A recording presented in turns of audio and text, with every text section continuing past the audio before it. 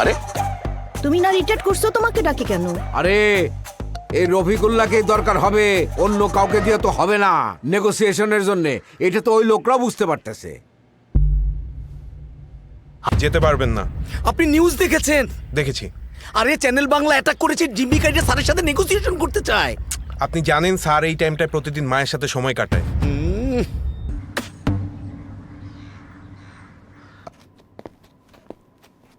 কি মহিব, টেলিভিশনে এগুলো কি দেখাচ্ছে? একটার পর একটা লাইভ হচ্ছে। অথর্ব, ডিসকাস্টিং। স্যার, আমি যখন আইজিপি ছিলাম তখন এই সমস্ত সন্ত্রাস এগুলোকে আমি কবর দিয়েছিলাম, একদম কবর। আর তুমি কি করতেছো এগুলো? স্যার, আপনার আমলের রেকর্ডও কিন্তু আমাদের ফাইলে আছে। আসসালামু আলাইকুম স্যার। ইসলাম স্যার। বসেন।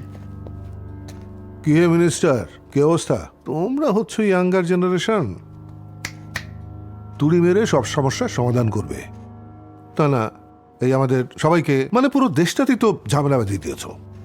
বসেন।